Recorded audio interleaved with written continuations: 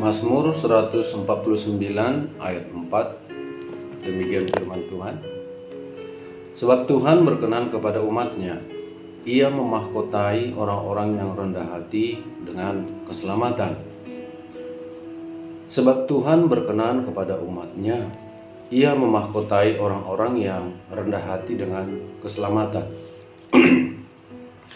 Puji Tuhan, saudaraku. Firman Tuhan ini berkata, Tuhan itu berkenan kepada umat-Nya. Yang menjadi umat-Nya adalah orang yang percaya kepadanya, orang yang bergaul dengan Tuhan, di mana Tuhan sebagai Allah-Nya dan manusia itu sebagai umat-Nya. Saudaraku yang dikasihi oleh Tuhan, begitu banyak manusia di muka bumi ini dengan berbagai keyakinan, dengan berbagai kepercayaan agama. Setiap kelompok, setiap kumpulan dari orang-orang tersebut yang memiliki suatu kepercayaan, percaya bahwa apa yang dipercayainya itu benar. Jadi ketika mereka mempercayai suatu keyakinan, mereka memiliki suatu pribadi yang disembah. Mereka anggap itulah sang pencipta, Tuhan. Jadi memang manusia itu, namanya manusia itu memiliki roh. Dan roh ini kodratnya adalah mencari Allahnya. Roh ini kodratnya adalah ciptaan. Jadi dia memiliki kodrat untuk menyembah, untuk menundukkan diri kepada penciptanya. Jadi manusia itu sebenarnya adalah pribadi yang merindukan penciptanya, yaitu Bapa, yaitu Allah. Allah itu Bapa segala roh. Jadi kalau kita adalah manusia yang memiliki roh, maka kita merindukan Bapa kita. Bapa kita yaitu Allah kita. Tetapi dengan banyaknya agama tadi, banyaknya kepercayaan, itu tidak semua menyembah kepada pribadi yang benar, pribadi Allah yang benar itu. Karena masing-masing agama itu punya pribadi yang disembah dan berbeda-beda. Dan ini terbuka sebagai pengetahuan umum bahwa Allahnya agama-agama itu sudah diketahui siapa dan apa yang diperbuat, dan kuasanya sudah diketahui. Jadi kalau kita secara jujur meneliti siapa Allah yang terkuat, siapa Allah yang terhebat itu, tentu itulah Allah yang benar. Allah yang benar adalah Allah yang maha kuasa, yang mengatasi segala sesuatu, berkuasa atas segala sesuatu, bersemayam di atas langit, yang di atas langit, di atasnya lagi. Artinya dia tertinggi. Artinya dialah penguasa segala sesuatu, sebab dia menciptakan segala sesuatu. Tidak mungkin Tuhan itu ada di level kedua, ketiga, tidak. Dia tertinggi, termulia. Dan itu terlihat dari otoritas, terlihat dari kuasanya. Jadi kalau kita meneliti Allah mana yang benar, kalau kita berada di pihak non-blok, ya, artinya anggaplah kita tidak punya agama.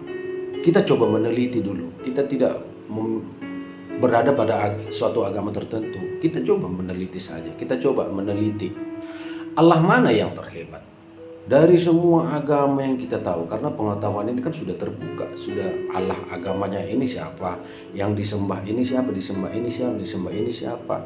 Dan kuasanya itu menentukan Allah yang benar, yang tertinggi, yang paling kuasa, itulah Allah yang benar. Itulah Allah yang benar. Sepengetahuan saya, Allah Israel lah Allah yang benar. Allah Israel. Pada masa kini, itu Allahnya orang Kristen, yaitu Bapa, anaknya Yesus Kristus, dan Roh Kudus. Ketiganya Esa, ketiganya satu. Allah itu Esa, dia satu, tapi ada 3 pribadi. Allah itu menyatakan dirinya dengan 3 pribadi.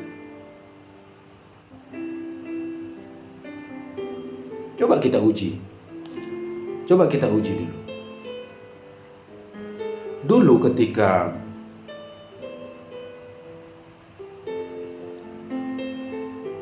Musa hendak memimpin bangsa Israel keluar dari perbudakan, di Mesir itu ada juga Allah yang disembah oleh Allah orang Mesir, ya. Mereka memiliki Allah. Tetapi ketika Musa dan Harun melakukan mujizat untuk menunjukkan kepada Firaun bahwa Allah Israel itu berkuasa, dan untuk memaksa Firaun supaya melepaskan orang Israel, maka dibuatlah 10 tulah. Ketika tulah pertama air menjadi darah, ahli sihirnya, tukang-tukang jampi dari Mesir juga bisa melakukannya. Ketika dilakukan tulah kedua, yaitu membuat katak. Jadi ketika itu Musa memerintahkan kepada Harun untuk memukulkan tongkatnya ke tanah dan bermunculanlah katak. Ahli-ahli jampi, ahli sihir dari Mesir juga melakukannya dengan mantra mereka, dengan jampi-jampi mereka, dan bermunculan juga katak. Tetapi begitu yang ketiga mereka tidak sanggup. Yang ketiga itu adalah nyamuk. Yang keempat lalat pikat. Kelima penyakit sampar. Kemudian bara, hujan es, belalang, gelap gulita sampai kematian anak sulung itu tidak bisa lagi dilakukan oleh ahli-ahli jampi, ahli sihir dari Mesir. Artinya Allah Israel melebihi ilah-ilah apapun di dunia ini. Itu menunjukkan itulah Allah yang benar, Allah yang berkuasa itu. Bahkan ketika Musa itu mendatangi Firaun, maka tongkat di tangan Musa itu menjadi ular. Dan ahli-ahli sihir dari Firaun juga bisa membuat tongkat di tangannya menjadi ular. Tetapi apa yang terjadi? Ular yang berasal dari tongkat Musa itu menelan ular-ular yang dibuat oleh ahli-ahli sihir Firaun. Artinya lebih berkuasa Allahnya Musa. Makanya saya katakan, coba kita meneliti, Allah yang paling kuat, paling berkuasa itu ada di Israel. Allah Israel. Sama ketika terjadi peperangan antara orang Israel dengan orang Filistin. Jadi tabut Allah itu dirampas, dibawa ke kuil, ditempatkan di samping kuil Dagon, dewanya orang Filistin. Dan setelah ditempatkan, besoknya itu Dagon itu terjatuh di sebelah tabut Allah sebagai lambang kehadiran Allah untuk umat Israel. Jadi ketika tabut itu dirampas, ditaruh di kuil Dagon, dan Dagon itu, patung Dagon itu terjatuh, diperbaiki lagi, tetapi besoknya terjatuh lagi, dan itu kepalanya sudah patah, tangannya sudah patah, terlempar. Artinya Allah yang Israel itu lebih berkuasa. Dan pada masa kini Allah Israel itu, Allah Abraham, Ishak dan Yakub itu menyatakan dirinya dalam Yesus Kristus. Sebab Yesus Kristus adalah penggenapan dari perjanjian lama. Perjanjian baru itu ada setelah perjanjian lama. Perjanjian baru itu ada karena perjanjian lama. Yesus itu berasal dari nubuatan yang sudah dinubuatkan dari perjanjian lama. Kejadian 3 ayat 15, keturunan perempuan ini Itu merujuk kepada Yesus, keturunan dari Maria. Keturunan perempuan ini akan meremukkan kepala ular, itu iblis. Itu pada mula manusia pertama sekali jatuh dalam dosa sudah dibuatkan tentang Yesus. Banyak sekali dibuat tentang Mesias, tentang Yesus itu.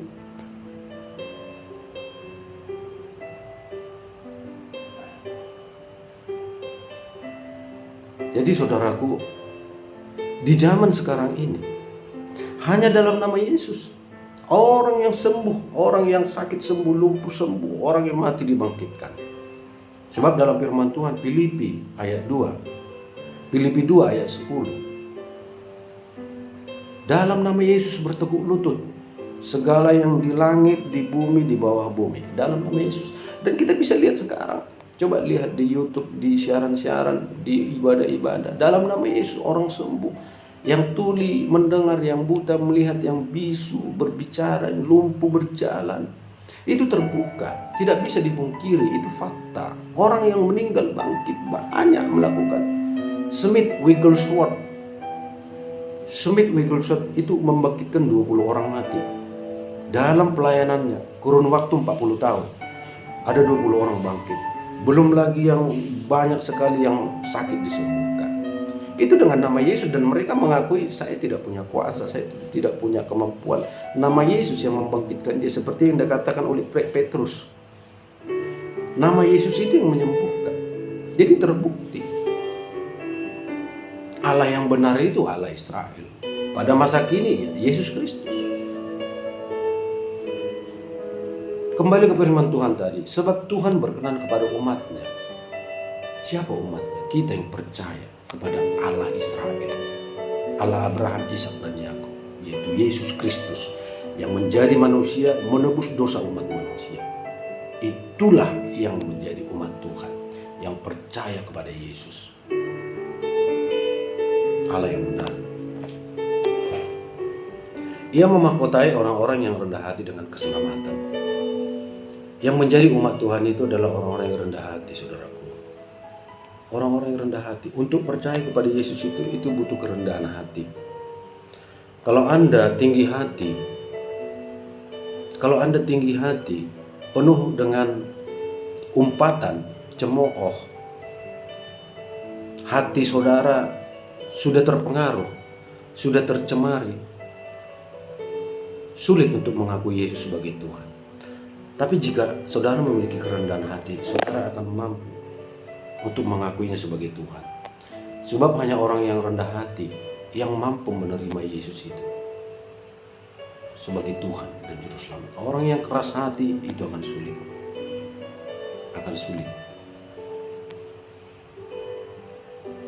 Dan orang-orang yang rendah hati ini yang mau bertobat. Orang rendah hati itu mengakui kesalahan, mengakui dosanya. Orang yang rendah hati itu yang butuh ditolong, butuh diselamatkan, butuh dipulihkan. Dia menyadari dia tidak mampu, dia tidak punya kekuatan.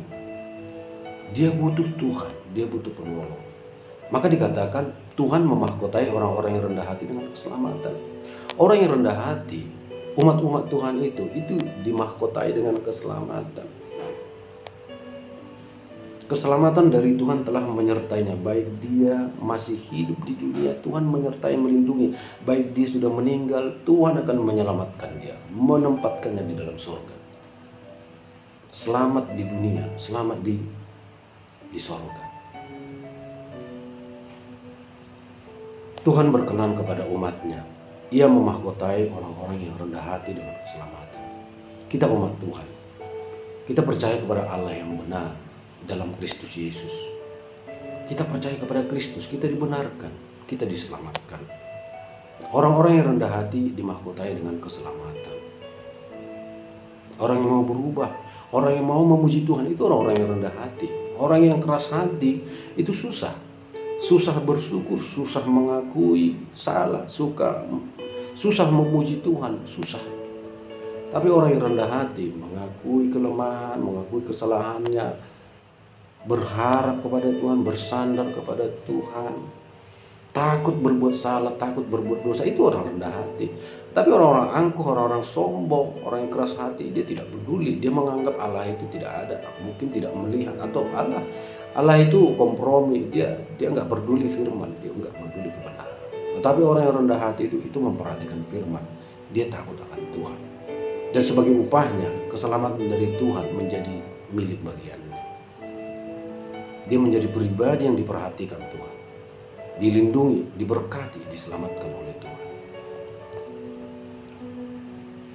Tuhan berkenan kepada kita yang percaya dan mengasihinya. Keselamatan dimahkotakan oleh Tuhan bagi kita. Kita beroleh mahkota keselamatan daripadanya. Tuhan Yesus berkati. Salam.